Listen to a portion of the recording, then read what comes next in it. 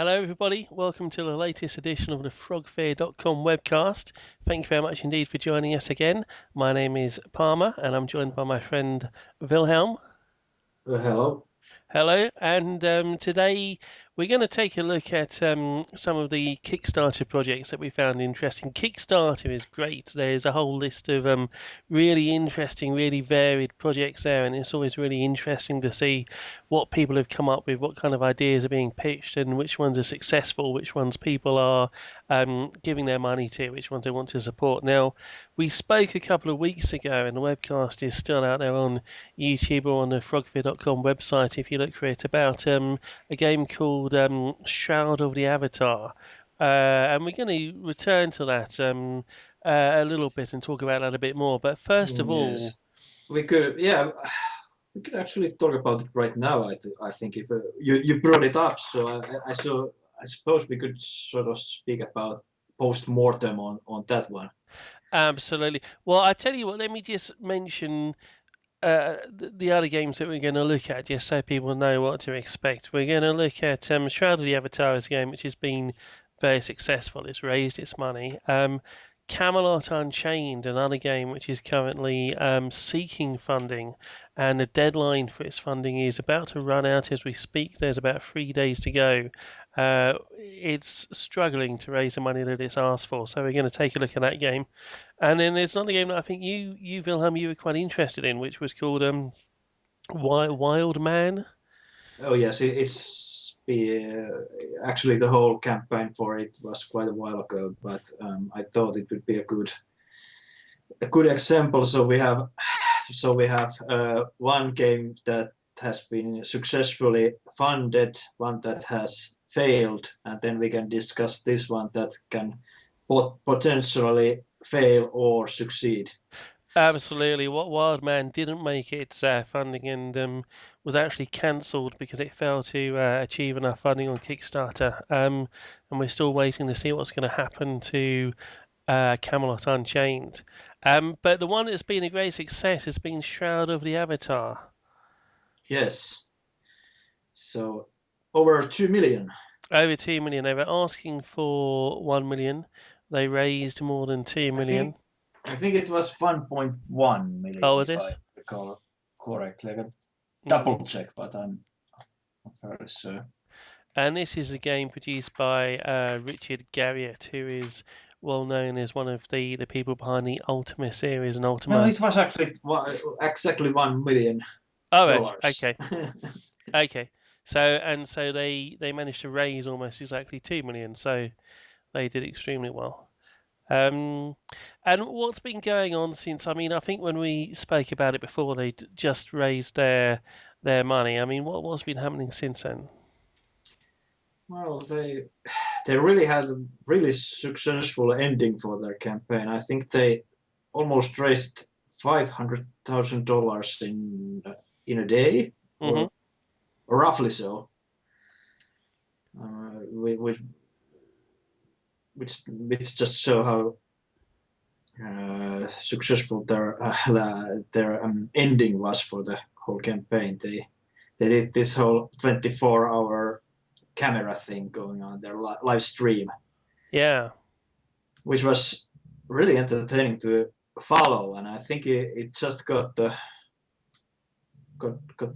mood going on for the whole project, and well, got them extra funding for all the additional pledge goals that they had Yeah, it was kind put of them. So basically, it means that those that are interested in the game will be getting a larger game per se. mm. And it was pretty cool, I thought, seeing them do the live streaming. They just had sort of the camera on permanently in the office where they seemed to be based, and they were constantly, I mean, they were pitching for money, of course, but even so, it was quite good fun to watch them doing it and to see them talking to their audience, talking to their potential customers. And one thing I've noticed at the Shroud of the Avatar official website is that they've been keeping this up in. Yes, that's true. They've really been keeping up with the fans after they've been funded. I mean, they seem to have at least one or two webcasts per week, Mm. and I presume they do have some additional ones for the higher pledge level people. I think it was something like $500. If you gave them $500, you would be part of these private development chats and have a bigger say in the development of the game. Yeah, absolutely. You get to have private conversations with them. Although, if you gave enough money, you actually got to go and meet them all in person. Oh There's yeah, a why was that $10,000 or? Yeah, I think it cost $10,000. But as you say, even for people who paid quite a lot less than that, was it 500 or so anyway? For people who paid a lot less than 10,000, you got access to sort of private online chats with the developers. Um, Yeah, $400 seems to be the all exact right. amount. Well, So that was the developer level. In the end, it seemed to have gotten 66 backers. right. Oh yes, you can see exactly how many people Yeah, backed backed. it Yes. differently. Interesting that there was, but on the higher level, there was, 500 had 373 backers, 700 and $700, well, 750 had 207 backers, and 1,500 had 68 backers. $3,000 had 20 backers, and it was limited by 20, I guess, because it says all gone. Right. And there were 17 people who gave $3,500, and then there was 5 people who gave $5,000, Mhm. and then there was 9 people, no, 11 people who gave $10,000. So they did have quite wealthy backers too, I would say. Yeah, I mean, some people who clearly have a lot of money to spare. Frankly, I mean, Yeah, because it's sort of it has to be their leisure money, because this is not an investment in a sense of an investment, because like we talked in the earlier podcast, you're not getting any share of the profit no, back to you. somebody's going to make a profit. At least I assume they will. But you can It's not the backers. not the people who donate £10,000 in return for an imaginary castle and the chance to meet Lord British in person. I mean, They get an experience for it, and if they mm, think it's their decision. I mean, if you feel that $10,000 is fair price for that, you do that. I don't yeah, care. yeah, yes, you're right. And I mean, I donated. I think I gave them $40 or something. 40,000. But so yes, no, I shouldn't be sarcastic about. I just seemed told to Yeah, me that yeah, someone could. I backed them up as well, but we're not talking about thousands here. So But you know what? They're asking for more money. They're yes, still. by the PayPal, I Mhm, presume they're adding additional pledge levels still and yeah. stuff like that. Why not? If I mean, it's entirely voluntarily. If you feel you get your money's worth, then you do it. I have no problem with that.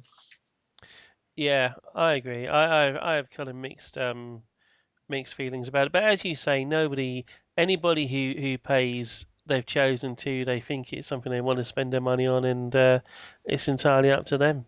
Yeah, and it's very clear that it's not an investment. I mean, no one should. I can't at least believe that anyone is doing it under false pretense or anything like that, because it's fairly clear what you will get for it. It just amazes me that some people have managed to spend so much. Because of course, if you spend $40, as you and I have, well, how much did you donate, by the way? Uh, I gave little more than that, but not much. I'm not going into details here, but not much more. Yeah.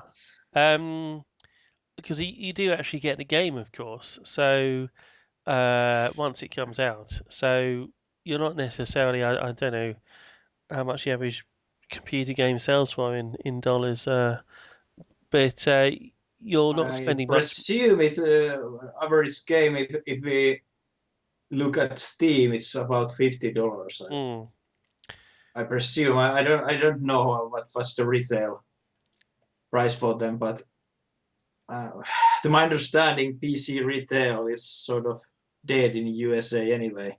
yeah. Um, well, there you go. And what's interesting is, I mean, this game looks like it could be a sort of really interesting sandbox online game. They're not calling it an MMO, but it appears to be something similar to an MMO. But Persistent world. sure. But if they get more, the more money they get, the more features are going to add to the game.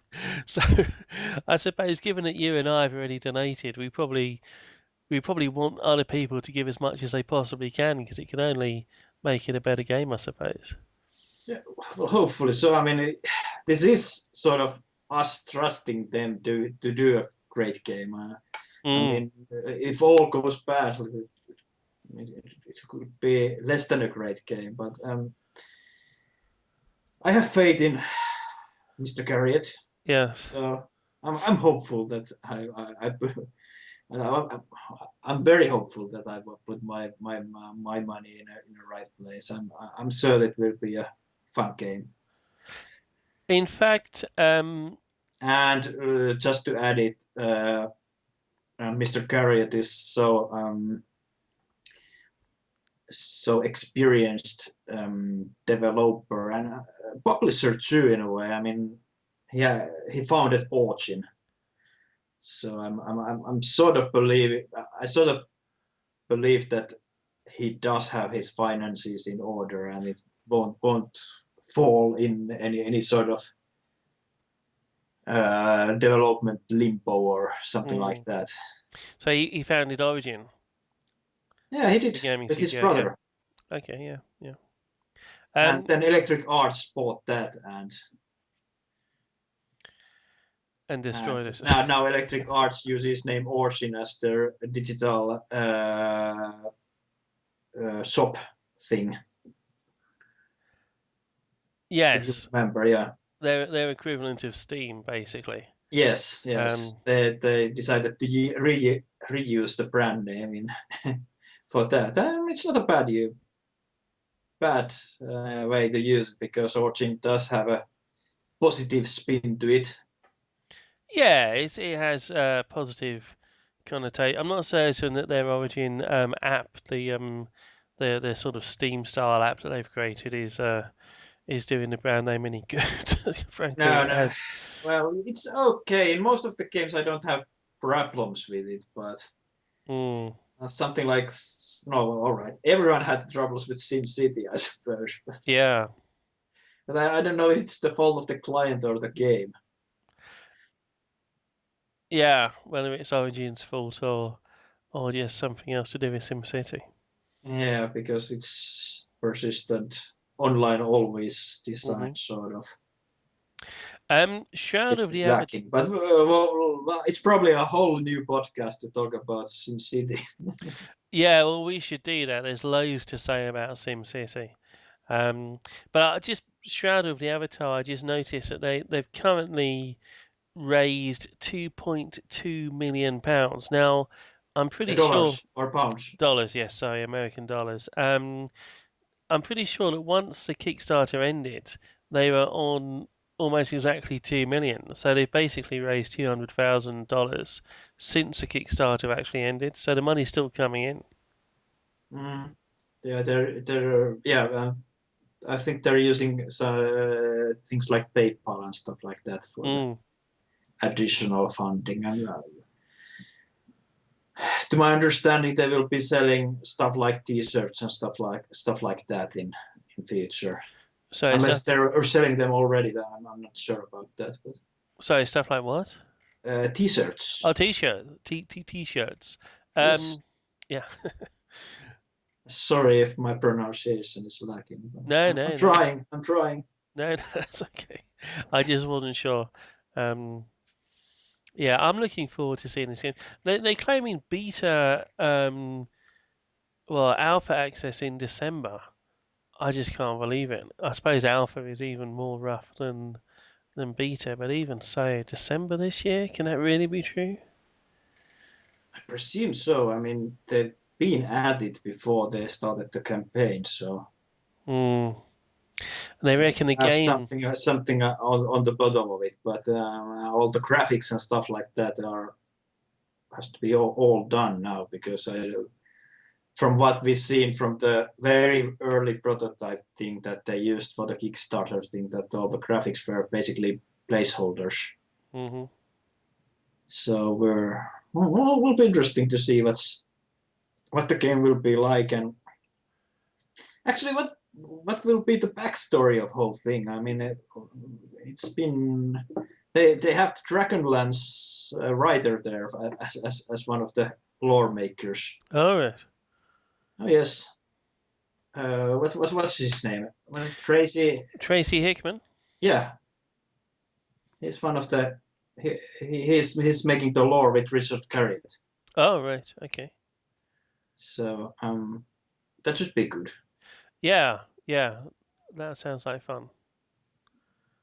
Um, well, I mean, we'll keep an eye on Shroud of the Avatar. Yes, Not least because you and I have both paid yes, for it we're already. invested to it. They um, better deliver. but you were telling me about a game which, to be honest, I don't know a great deal about. But I think you'd been interested in a game that seemed to have some good ideas and couldn't raise the money, which was called Wildman. Oh yes, and it's actually a very sad story because it did fail to get anything close to the numbers that they were expecting to get to fund the project.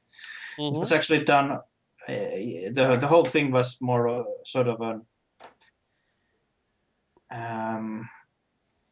action strategy. I guess bit of role playing to it, sort of like a Command and Conquer game, but with some character building to it. Okay. So Command and Conquer and the basic Warcrafts. I'm not talking about the Yeah. World of Warcraft, but the thing that started it all, the Hmm. Warcraft games and stuff like that. But June 2 started it all, mate. pardon? June 2, game called June 2. Oh yes. Never played that one, but uh, I do remember that probably was the first real time strategy game. Yeah. Anyway, that's a side point. Really. As you say, most people probably think of Command and Conquer as the earliest or one of the earliest games. Yeah. Have you played Dune 2? I did. I used to own G&T, believe it or not. Long time ago. Actually had that game.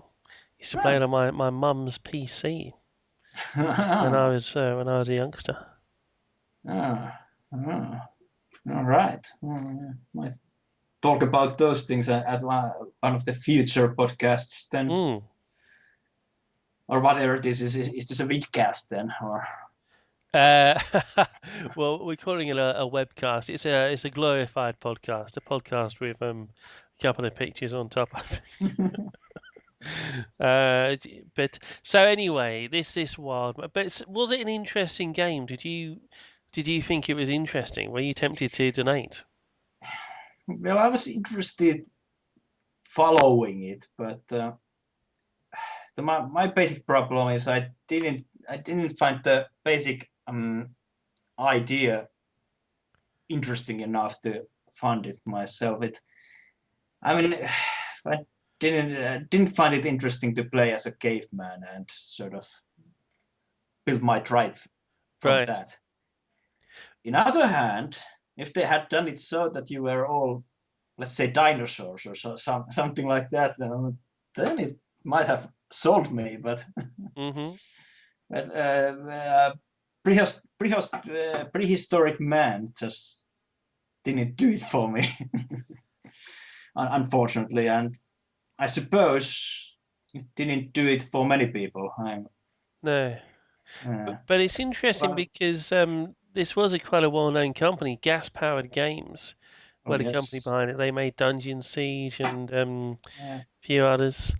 And unfortunately, this was the gas-powered game's last try. I mean, this basically was the gamble. They were gambling the whole company for this, Mm, and this was sort of a last straw for this company. And unfortunately, it failed, and the company, at least in what it was, is no more. I understand that there was some sort of development after the whole failed thing, and there was some interested party that at least wanted to fund something to do something with the remaining gas-powered games. But yeah, I'm unfortunately I'm a bit short on details, so I don't really know. There's a really interesting uh, YouTube interview with the CEO or the owner, Chris Taylor, mm-hmm. on it's a program called Match Chat. I don't know if you ever followed that. Matt's chat. No, I'll take a It's look a though. it's a it's a good one. He interviews with a lot of industry veterans, so to speak. How's that spelled? Do you know? Uh, Matt Chat. Uh, Okay. did you find it? Is this Let me type it Matt? for you. It's easier than me trying to spell it. Yeah. No, I think I found it. This is on YouTube. Yeah. Yes. Yeah, I have just look for Matt chat in YouTube and you'll find it. It's something to do with Matt Barton. Um, He's the host. Matt Barton is the host, right? Yeah, it looks interesting. And he has a chat with Richard Garriott. Oh yes, he has chats with many um, Oh, many industry veterans. I have seen this interview. Funny you should say that. Yes, somebody posted this. Well, I'll put something about this on the frogfear.com website to make it a. So you have actually seen the Chris Taylor interview, or I have seen this, yeah, and he's. yeah, it was very emotional one. I mean, he was Mm, re really invested to the whole thing. well, I mean, it's funny because we were talking about Kickstarter and the sort of the ethics of Kickstarter, and I think we both agreed that people can do what they want with their money. But in this interview, so this is Chris Taylor from Gas Powered Games, and he says in this interview he talks about people donating money to help to fund video games, and he says, well, you've got people starving in parts of the world, and you don't donate Mm. money to them, you donate money to game developers like me instead. What's going on? It But was very honest interview, at least in my opinion. yeah, um, and they actually cancel. I mean, I guess one of the lessons from this is that even a well-known company, a game developer that has a bit of a following, that people have bought the games in the past, can't depend on that to get the money from Kickstarter. They can't depend on their reputation. You can easily put a project forward to Kickstarter and just not succeed. But the other thing is that they cancelled with a few days to go, didn't they? They had 4 days to go, but I they just saw the money flow, how it was going, that and he didn't see any hope for raising the remaining 5,000, well, $500,000 for the whole thing. Mm, And interesting is that the last game that we're going to talk about is actually missing about $500,000. Yeah, but they haven't given up. They haven't given up, but they have raised 1.5 already, about 1.5 million. and this is Camelot Unchained by City State. Yes, So they from the makers of Dark Age of Camelot. Dark Age of Camelot. So they have Do we have some sort of pattern going on here? We have a Richard Garriott using non-trademark names of his ex-franchise, and now we have the Camelot guys using non-trademark names of their ex-franchise. yeah, absolutely. Richard Garriott's Shroud of the Avatar is clearly a sort of kind of a sequel to the Ultimate Games, but avoiding Spiritual yeah, successor, as they say, about about games that are follow-up but don't have the license for the whole absolutely. thing. And in a similar way, Camelot Unchained is clearly drawing on Dark Age of Camelot, but Mm. just enough to avoid getting anybody sued. Um, Yes. Did you actually play Dark Age of Camelot when it was at its prime? yeah, I played it briefly, um, and I didn't realize quite what the game was about because in the early levels it just seems to be a sort of EverQuest style game. Um, but it turns out that once you reach the end game, it becomes a PvP game. Realm versus realm versus realm. You have three sort of sides who are fighting over territory, and a lot of people have said that it's really good fun. I never played it. I never got as far as getting to that stage in the game, so I missed out.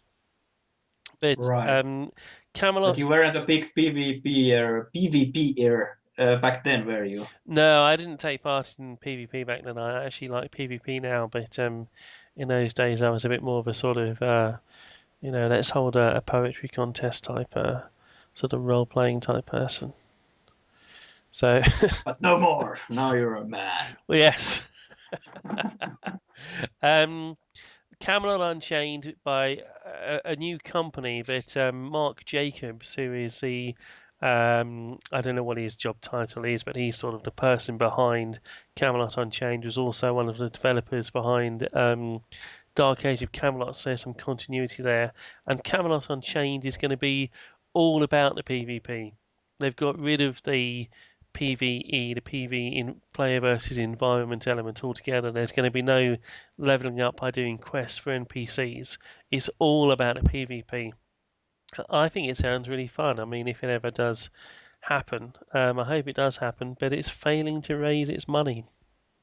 Yeah, well, it certainly is an uncompromising view about the whole thing, and that is probably one of the reasons why it might have some trouble raising the money, because there are a lot of people who like PvP, and there are lots of people who like role playing, and there are lots of people who like PvE, Hmm. but which is player versus environment, but Yes. or enemy, or however you want to translate that. But the problem is that they're only catering for that one specific group, and that one specific group might not be large enough to support $2 million that they're asking for. Yes. Well, yeah. Well, it looks like you're right.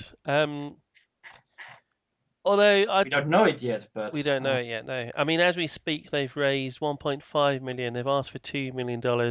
They've got 3 days to go, so maybe they will make the money. They've got donations from 9,000, or pledges at least at this stage, from 9,800 people. Of course, the way that Kickstarter works is that you. it's interesting, by the way. Hmm. They have only a bit less than 10,000 backers, and if you look at the Shroud of Avatar, it had 22,000 backers. Oh right. So So, the, so it seems that they have a lot less people than Shroud of Avatar had, but there seem to be people willing to pay more, yeah. Well, I guess so. although they're not at the same number, but they're less than a half in a number of backers still. So they would need 10,000 backers more to be at the same number of backers than the Shroud of Avatar was. Well, actually 12,000 Yeah. backers, exact.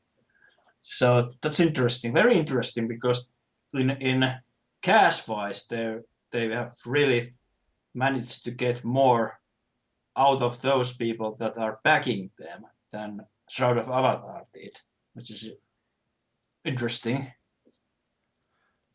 Yeah, yeah. Well, I guess they have the people who are interested must be really sort of dedicated, and sometimes I think PvP games can attract that. The people that do get involved are really sort of hardcore about it. Um, I mean, of course, they've asked for 2 million. They've raised 1.5. Shroud of the Avatar only asked for 1 million. So if these guys had only asked for 1 million, and let's assume that they still raised 1.5, it would have been seen as a great success. Um, so in a sense, their problem is that they've asked for too much. Um, but the way Kickstarter works is that if you don't get everything that you've asked for, all those pledges never become donations. You pledge money, but then the money only comes out of your account, or it only gets charged your PayPal or whatever if the project actually raises the amount that it's been asking for in pledges. So they could end up Mm. with just nothing at all. I did some quick math Hmm. there, and it seems that in average, if we're looking at the Camelot Unchained, that one person has given $158. Hmm. This is quite a lot. Yes. Yeah. Um, $158 each on average. Yeah, let me do a quick math for the Shroud of Avatar, just to Sure. Okay. compare the numbers, because that's really interesting. I haven't donated to this one, but I actually Neither neither have I. I'm not that big on PvP, and the number for Shroud of the Avatar is $86. right. Yes. So that's interesting. So the people who do donate to Camelot Unchained are donating more, but there are fewer of them. Yes, and that could actually mean that they might not make it, because they're not gaining new people in the same way as Shroud of Avatar did. Yeah. And the people who have already donated for this project might be, at their limit. Yeah. So they're not upper their pledge. So I'm actually changing my view based on this calculation. I'm unfortunately thinking that they might not make it now. I was sort of more thinking that they might do the same as the Shroud of Avatar and do some sort of 24-hour drive, but they're lacking the. I can't see them. I can't see people being unaware of this project that might potentially be interested in this one, Well, I mean, because it have had quite a good visibility, hasn't it? it has had good visibility. I think it suffers from a problem, which is that Mark Jacobs was also heavily involved in the Warhammer online game. Now, most people who play, Which wasn't a really great success. Yeah, it was an enjoyable game, but I really, I didn't really get to the max level with that one, because one good British friend of mine just stopped playing it. Do you have any idea who that might have been? uh, I actually enjoy. I don't know why I stopped playing it, to be honest. Well, I do know. I mean, it was in terms of the PVE, in terms of the questing, it was just so generic. It was so similar to World of Warcraft. It did have loads of PvP in which I really enjoyed, but the PvE game, the sort of leveling game, was just horrible. I just it was just too generic. I was all right with the PvE stuff, at least while playing as an orc. Mhm. It was entertaining enough. I think I could have entertained myself to the max level, and I presume that would have been it, because I'm not really much of a PvP person, so I presume that would have been it. Although I did play a bit of PvP in that game too, but Yeah. it's never the main thing for me. I do regret that I stopped playing though. In fairness, another problem I think that War had, the Warhammer Online, it's called Warhammer Age of Reckoning, which the initials spell out war. Is that although it was meant to be, or I think it was meant to involve sort of big battles over territory, they also had these little arena games that you could go into. Um, and the small arena games, which didn't actually count towards anything, they did give good loot. So there was kind of a pressure on the players to take part in these little sort of 8 versus 8 or 16 versus 16 arena games, as opposed to taking part in the big sort of world changing games in the outside map, the big map, which, I certainly was a person who was playing those mini games myself. mm, yeah. Um, but the long term fun is the big is the world map, is taking part in the world, and that's where guilds are going to sort of form, and guilds are going to get a name for themselves and form rivalries, and that's what's going to make the game last for people, and that side of it Yeah. was kind of lacking. And one of the big lacking things about Warhammer was that it was really because they made so big thing about it that it was all about the war. So they really didn't have any sort of social side to the whole game. Hmm. Really, it really didn't have anything to you know unite people No. more so than well unite people at all really because many games had really detailed guild functions or places where player naturally gather and meet up other players and stuff like that. It wasn't about that. It was linear. It was sort of a you go to the one from point A to point B to point C, and you really had no reason to go back from to the earlier areas. Absolutely, absolutely. So it was very linear, very much straight line, and no going back. And I don't know how the end game would have been, but Although having said that, you're absolutely right in what you say, but a good PvP game can have exactly the opposite effect. It can really create communities more than anything else. I mean, there's something that you. I can believe that, but I don't think that they had even tools for that. I mean, their guild features and stuff like that were really Yeah.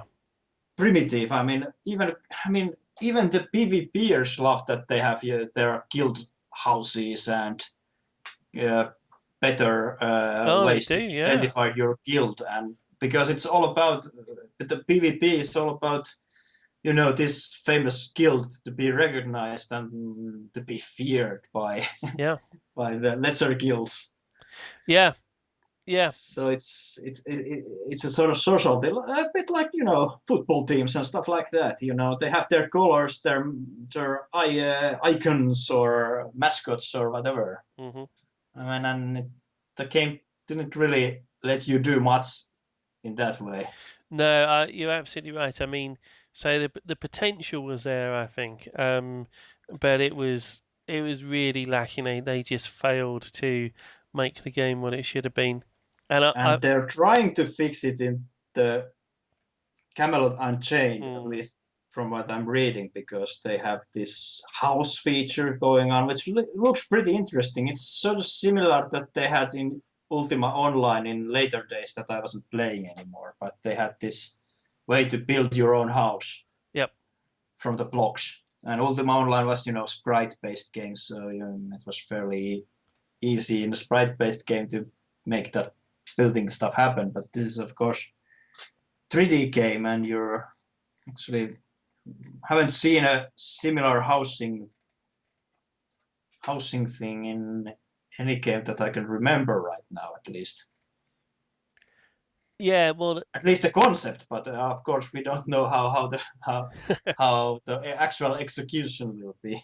yeah, but they've shown a sort of demo video, which is not footage from the game. This is Camelot Yes, it's Unchained. just done with different engine even Yeah, than the game, so it's just a proof of concept or something like that. but the idea seems to be to let you design your own house, little bit like playing The Sims or something, where you can build the walls and build the ceiling and the roof rather, and really design it how you want it to look. So if it ever happens, it will be fun. It will be interesting. It will be fun and interesting, but do you the questions that come to my mind? Will you have anything to put inside your house after that? Oh, I assume you will. You must do.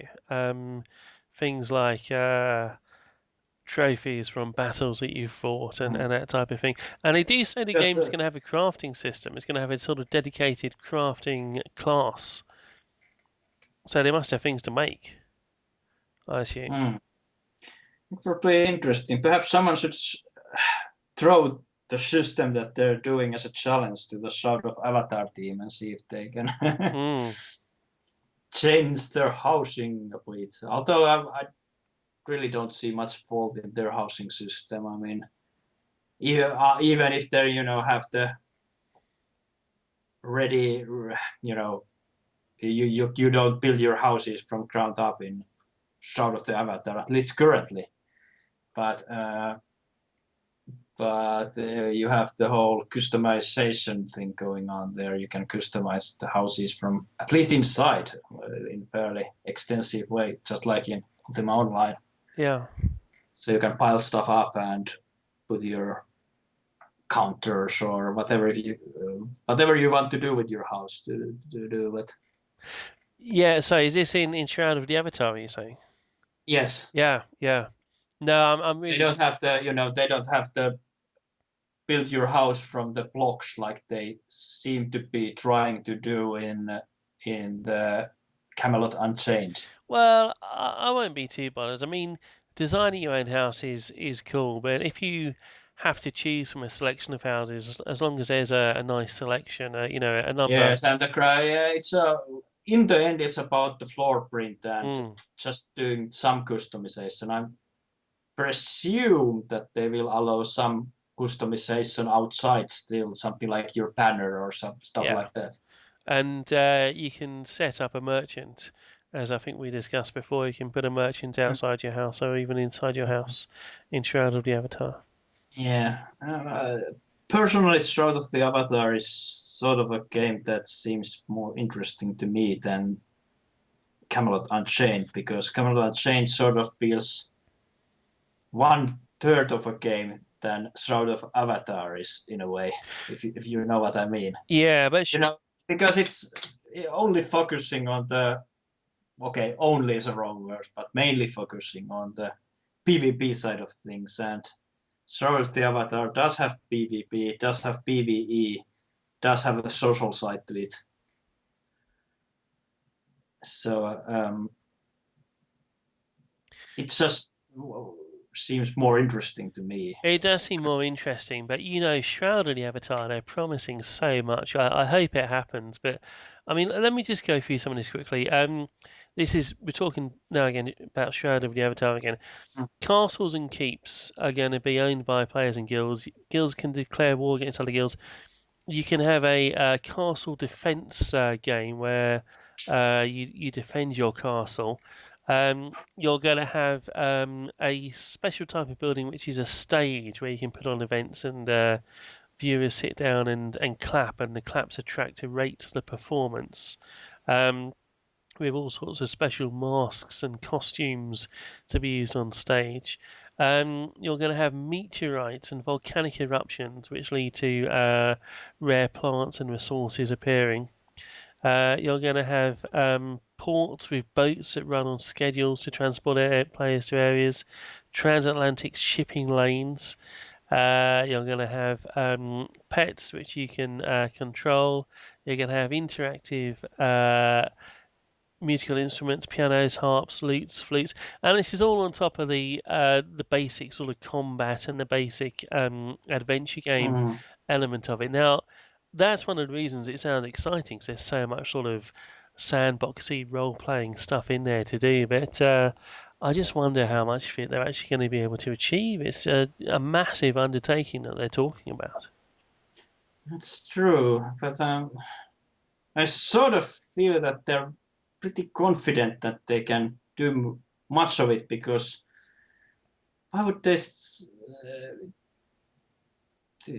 I'm just thinking about the fallout of whole thing if they're Mm. fail to deliver. I mean, I would presume that they talk about only things that they really think that they can deliver. I mean, that's my belief. Yes. Well, I hope so. Well, I shouldn't say I hope so. I'm sure you're right. Or I suppose it's probably best to take people at their word unless you ever find out that you can't do. But they just seem to be offering We'll a lot. see what it will be. We'll do a review about it then or something. Absolutely, absolutely. No, we're not going to leave this one But alone. yeah, but I'm worried about even if I'm not funding the whole Camelot Unchained project. I mean, Mm. I'm worried about their funding. Well, I hope very much he goes ahead. What is your personal belief? Do you think that they're going to make it or not? 3 days to go. £500,000 almost, Mm-hmm. 450,000. Sorry, dollars, of course. I'm an Englishman and we have pounds, but Kickstarter measures in dollars. $450,000 needed. Um, I don't think they are. It's a shame. I would play it. I'm not going to pledge any money to this game, but if they made it and if it was half as good as it looks like it might be, I'm sure I'd play it. I love PvP. I love running around, Mm. shooting up people, stabbing them in the back. Only online, of course. Um, Yes, of course. uh, But I'm sure it would be a very interesting game for the people that are interested in this sort of thing. And mm, I really hope that I'm wrong and they will do the sort of fun driving that they did for the Shroud of Avatar at the last moment. But the I hope so. numbers are just against it currently because the Shroud of Avatar had 22,000 funders and this one only has a bit less than 10,000 currently. Although I don't know how the Avatar, how many funders the Shroud of Avatar had Yeah. 24 hours before the drive began. Uh, no. Well, that's a fair point. That's a fair point. They must. I'm sure they did pick up quite a few people in the last 48 hours or so. Yes, but did they pick 10,000? No, I I'm doubt sort it. of I doubt skeptical it. that they did, but I don't know. This is just speculating because Yeah. honestly I don't know. So Well, no, there's some site that shows all the histories and graphs for the Kickstarters. Maybe looking that up will probably help a bit, but yeah. Okay. I haven't been looking at that right before this podcast, or so I can't really say more to that. But this is just a gut feeling that it's not. I don't fancy its chances. It's a shame. I mean, it also has an interesting setting. They're going for sort of mixture of traditional sort of sword and sorcery and a sort of horror type feel, which can make it a little bit different. But it doesn't have much time left. But will it happen anyway? I mean, to my understanding, this is just a part of their funding, like Well, much like Shroud of Avatar. It's not the whole funding they for the game. actually say that if they can't raise the Kickstarter money, they won't do it. That's what they Oh, say. okay, But all right. you know what? I will place a little wager that if they can't raise the money, that in some form, perhaps the game will re-emerge and might go So ahead what anyway. are you waiting for? Yeah. We So what's the wait? Or do I have to wait against you, or how does it? you don't have to. Oh, Um, okay. we will create this game only if there is a demand for it. So if we can't get the partial funding we seek, and they're saying £2 million is partial funding, we will not go Dollars. ahead. $2 million. On the other hand, if we do successfully fund, Mark Jacobs will add $2 million to the development budget himself. So if they can't get the $2 million that they're asking for, they say it won't happen. Well, I reckon it will happen, and I'll be pleased Now, if it would does. a skeptical person in you think that well, they have this $10,000. Well, they only have few of these. They have these higher marks here. Well, I mean, if they're getting closer to the point, I mean, wouldn't you just have the people you know to help to get the funding up past the 2 million goal? I mean, Yeah, I'm just thinking, what would you do as a developer if they have $2 million personal money or company money or whatever to invest after if they get the $2 million you would for be. the game here. I mean, I'm not sure what is their honest expectation of the camp. Of course, they're expecting to get the 2 million, but were they expecting to get 5 million or what was the mentality Well, behind the whole thing? I mean, presumably, when you launch a Kickstarter campaign, you ask for something that you think you're going to achieve, and then hope to get more, which is what Yes, Shroud of the so Avatar sort did. of I don't know if it's the absolute minimum or well, I suppose it probably should be the absolute minimum that you're asking for because everything else is then extra after that. But Yeah. Well, really don't know what is the exact thinking behind the whole funding thing. But I would presume that you would ask the absolute minimum that you're willing to do this thing for, and not get greedy at the required level because if you don't reach the required level, you're not getting any money. well, that's true. That's true. Um, I guess it's a bit of a sort of game of poker in a way, because I mean, if they'd only asked for a tiny amount, say if they only asked for 100,000 or something, well, I suppose people can still keep on giving. So Oh yeah, yes, but 100,000 would probably not be the absolute minimum that they need. But yeah, well, maybe the $2 million is absolute minimum for what they want to do, which was they said something about hiring additional people for the project. It was yeah. mainly the funding part for it. So it will be interesting if they don't make it. I mean, I don't want to say that it would be even more interesting to see if they don't make it because that sounds a bit cruel. But Yeah, no, I hope but they get their money, but it will be interesting to see what happens if they don't. yeah, because it's still close. I mean, 1.5 million is still a good amount to get. Mm,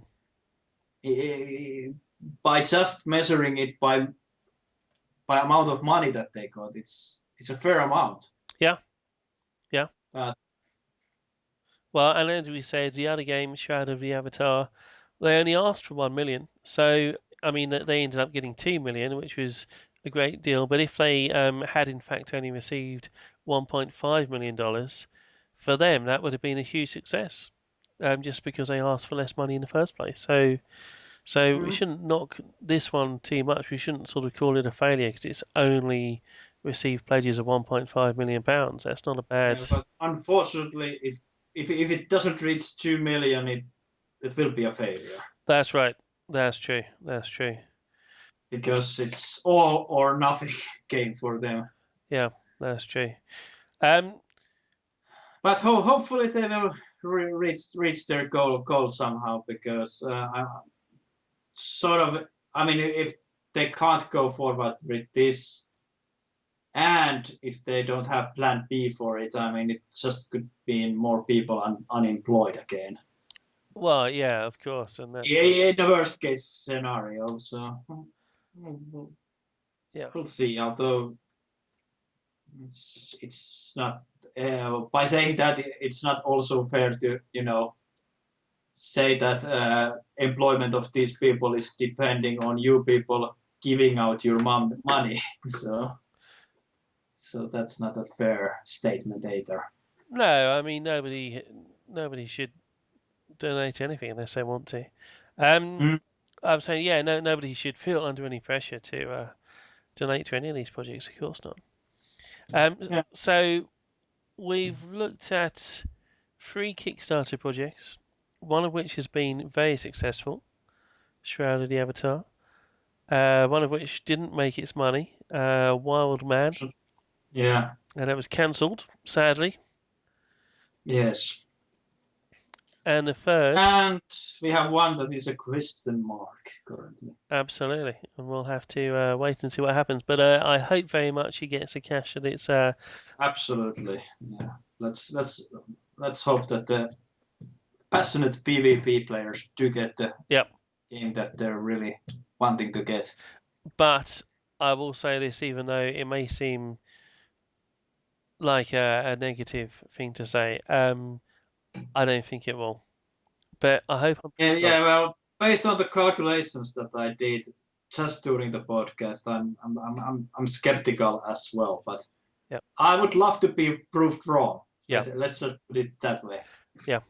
Okay, thank you very much indeed for listening. I think we're just about done here. Thank you very much indeed for staying with us. This has been a frogfear.com webcast. You can check us out on frogfear.com, our website, or leave a comment below if you're watching us on the YouTube website. Please leave a comment. Tell us what you think. Tell us what we've got right. Tell us what we've got wrong. I have been one of your hosts. My name is Palmer. And Wilhelm, And thank you very much for joining us, and we'll see you again soon. Thank you very much. thank you. And you really should have something like and really with special effects, something like frogfear.com.